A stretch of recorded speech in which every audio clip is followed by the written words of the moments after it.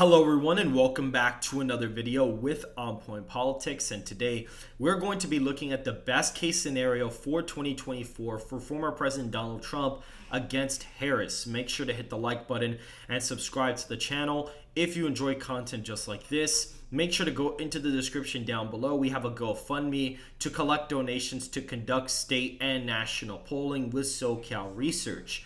And so we actually see in the 538 aggregate, we actually have our own poll on here, believe it or not. It's actually recent, July 21st. We actually have SoCal Research On Point Politics is Trump +8. But the largest lead that Trump has had in one of these national polls in the last year was actually from Harris X/Harris, which has Trump up by 12 percentage points in the popular vote. That is the largest lead that has statistically been calculated for former President Donald Trump in the last year of polling for this matchup. And so this would be the best case scenario for Trump in the popular vote. So if Trump were to win the national popular vote by 12 percentage points, we're basically going to craft an electoral map for that case. I think Donald Trump would probably max out with white, rural, working class voters. He would probably get near 30% of the African American vote. And we see him in a lot of polling recently, even with Harris basically tied with him. He's getting over 20%, in the mid 20s, low 20s. So for him to get 30 in a best case is definitely not a stretch. And with Hispanics, I think Trump in a best case would probably win them by 10. He would win Asians by quite a hefty amount and win other voters by a pretty decent amount.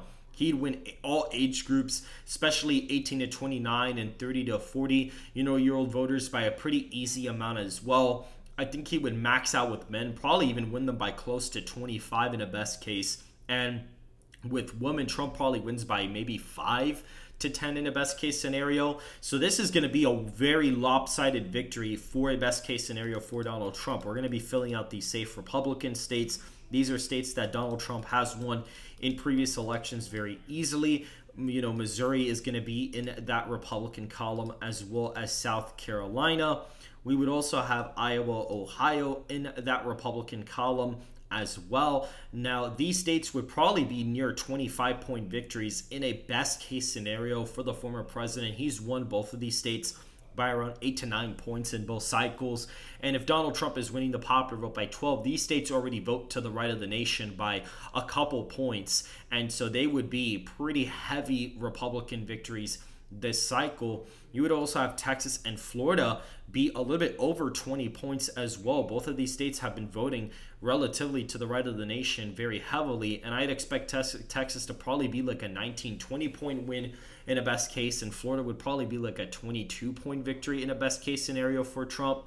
When it comes to the safe Democrat states, I'd actually say Vermont, DC, and Massachusetts would be the only safe Democrat states on the entire map. Yes, Maryland doesn't even fall in the Democrat safe column in Trump's best case scenario because of the fact he's getting around 30% with African American voters. That spread would only be a 40-point win, or probably even less, because RFK and third parties in the scenario would probably be getting over 10%, maybe a combined 15 points in the popular vote for Trump's best case scenario, and they would be taking some support away from Harris in these northeastern states.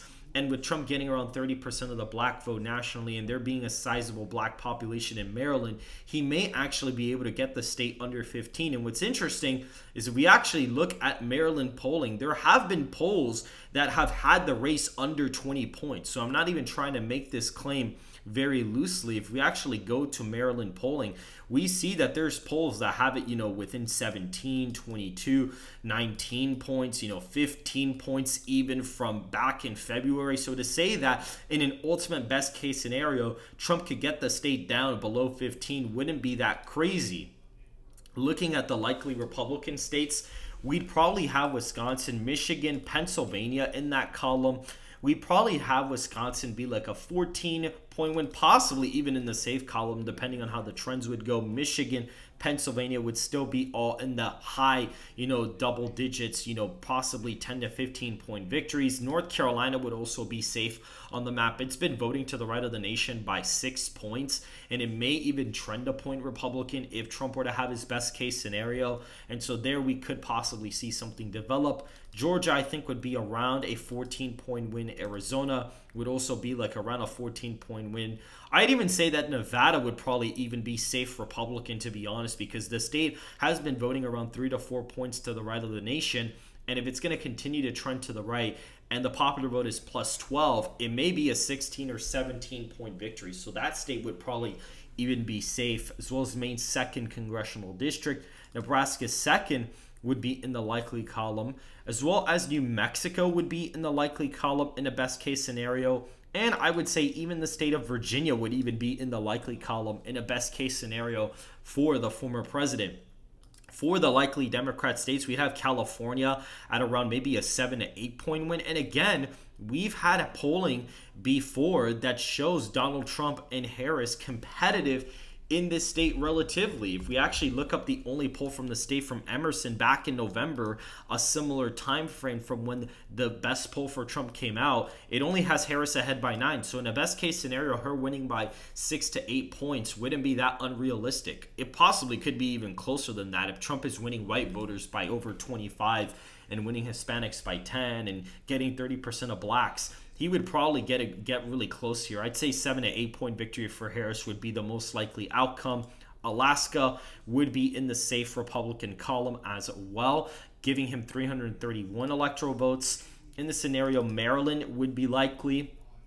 And that's actually it. And probably even Maine's 1st would be like a 6 to 7 point victory. That would actually be it for Harris in the likely column. Now, we would more than likely have in the lean column, we'd have Minnesota at around 4 points, Colorado at around 2 points. We'd have New Jersey at around 2 points as well. New Hampshire would be getting up there at around 4 points. Maine at large would also be a 4-point victory as well for Donald Trump. For the lean Democrat states, we'd have Washington, Connecticut, Rhode Island in this lean Democrat column. And we have a couple states left up for grabs here as of right now in terms of the very competitive states. I think in a best case, Delaware could go to Trump. This state has been trending to the right pretty fast, and Joe Biden kind of inflated the margin there. And if Trump is winning white voters by over 25 points, this state is one of the whitest states in the nation and would more than likely go to Donald Trump if he were to perform somewhat well in those counties. I think Oregon would come down to the wire, but it would probably be a tilt Democrat margin. And what's really interesting is that we even have data to back this up. A new poll just came out literally yesterday, and it shows Harris leading Trump by 5 points in the state of Oregon, and their Democrat sample is around D plus 10. The sample there was around D plus 12 in the actual 2020 election, and Joe Biden won by 16 points there because he did well with the state independents. And so even that wouldn't be that unrealistic to see Oregon possibly be within a point in a best case scenario.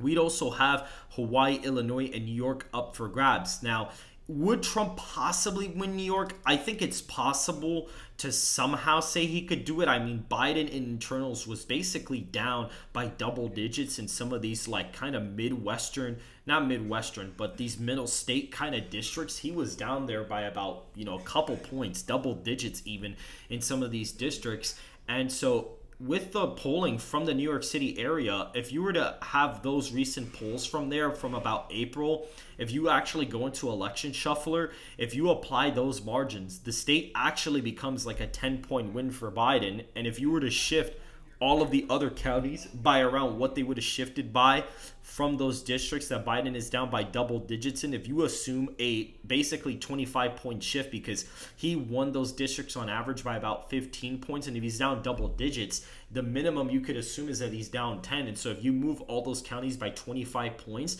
the state only becomes like a 2 to 3 point win for Biden.